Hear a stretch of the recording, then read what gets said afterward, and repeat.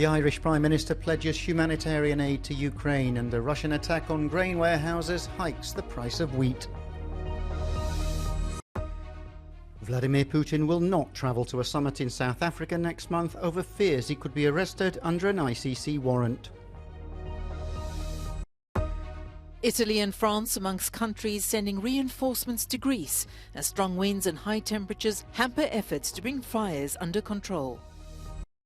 After a storm of objections led by France, the American candidate, set to become one of the EU's top economists, says she won't take the job.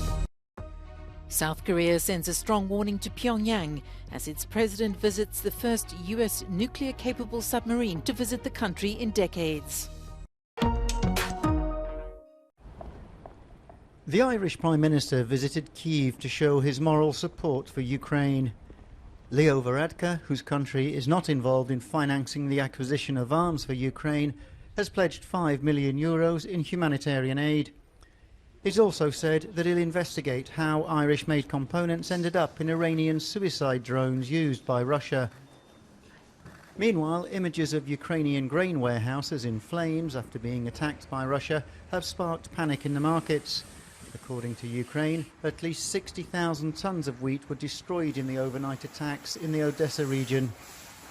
The price of wheat rose more than 8% in the aftermath of the fires. Russia's President Vladimir Putin this week pulled out of a deal to allow grain to be exported through Black Sea ports and insists it does not make sense to renew the agreement when the West refuses to lift sanctions imposed on Russian agricultural exports.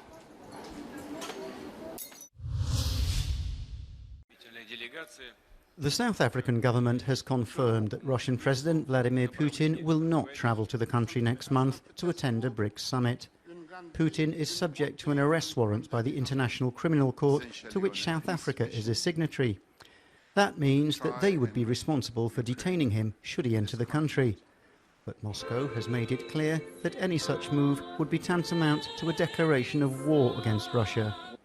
BRICS is an acronym for Brazil, Russia, India, China and South Africa, and the group is held by some as an alternative to the G7.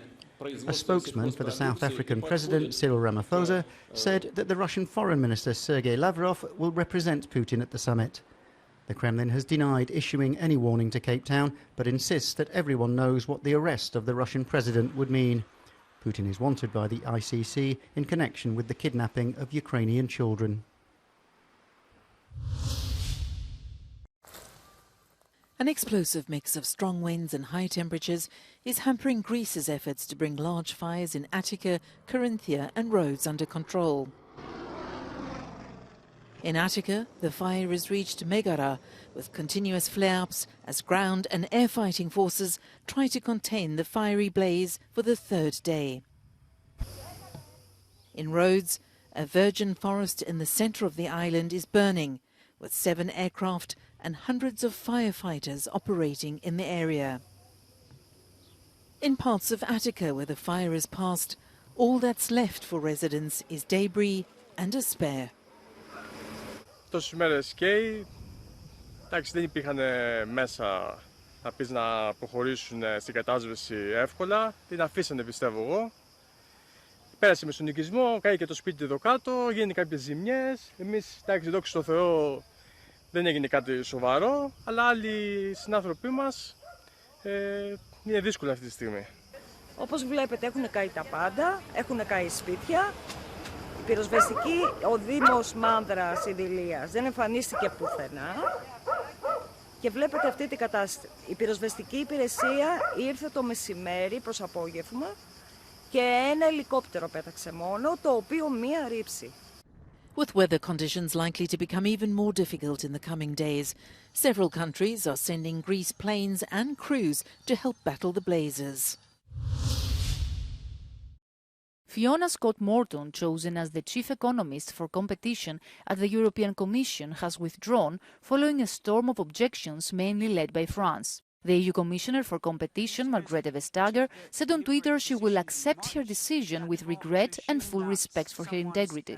Scott Morton, being non-European as well as her past work as a consultant for the big tech companies such as Apple and Microsoft that the EU Commission has under its radar, were the main sources of criticism. And many MEPs were not convinced by Vestager's answers. Face à ce recrutement problématique, embarrassant, il était préférable de renoncer. Je crois que c'est une sage décision. Simplement, on avait des questions autour de son recrutement parce que c'est inédit de recruter à la Commission européenne un chief économiste qui ne soit pas européen. Avec ceci, avec cette nationalité américaine, des questions se posaient notamment en matière d'accès aux informations confidentielles et de conflit d'intérêts. For many, it was Macron himself killing the nomination, as he openly suggested that it would be better to get a great European for the job in the context of his constant philosophy for EU strategic autonomy. For others, this is sending the wrong message to the world's top experts for an introvert approach from Europe's side, despite the fact that they all agree there were legitimate questions raised. I think her US citizenship played a very important role, and I think it's a stupid argument to take this as the main argument to oppose. I think the EU should attract more experts from different parts of the world, and the message we are sending now is that if you're a US citizen or maybe coming from an Asian country, then you're not welcome. A few days ago, the major political groups at the European Parliament sent a letter to Vestager expressing dismay over the appointment of Fiona Scott-Morton as chief competition economist, while a group of commissioners also raised concerns. South Korea's President Yoon Suk-yeol boarding a US nuclear-capable submarine in the southern port city of Busan on Wednesday. It was the first time in more than 4 decades that an American submarine of this type has docked in the country, and the president's visit to it was intended to send a strong message to North Korea. 한미 양국은 앞으로도 핵 협의 그룹 SSBN과 같은 전략 자산의 정례적 전개를 통해 고도화되고 있는 북한의 핵 미사일 위협에 압도적이고 결연히 대응해 나아갈 것입니다. The US sent the submarine to South Korea after repeated missile tests by the North. Pyongyang fired 2 short-range ballistic missiles into the sea as the vessel docked in what appeared to be a statement of defiance.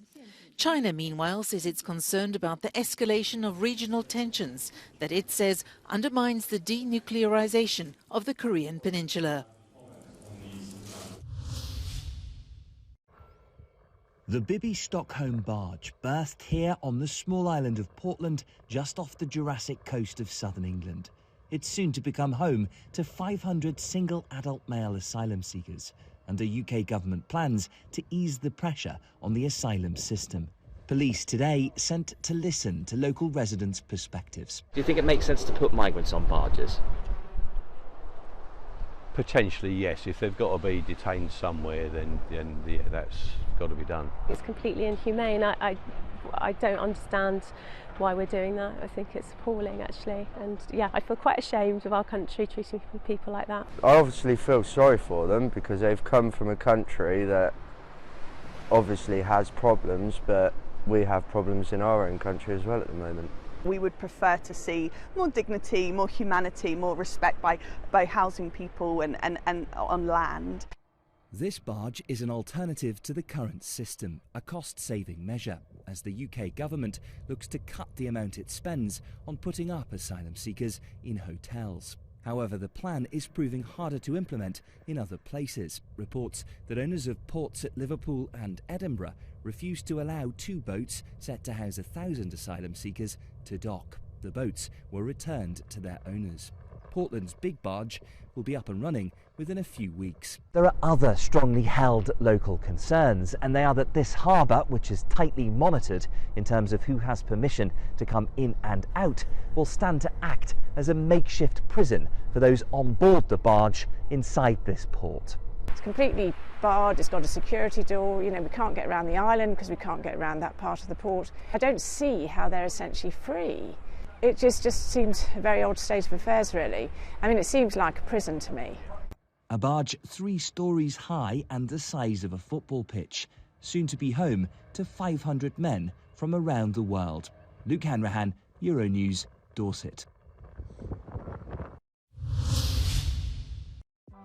Jonas Vingegaard is edging closer towards retaining his Tour de France crown after outclassing main rival Tadej Pogačar on a grueling stage 17. The Dane powered up the final climb of the Queen stage to open up a lead of more than 7 minutes. Felix Gall launched a devastating attack to win the stage ahead of Britain's Simon Yates, with Pello Bilbao completing the podium.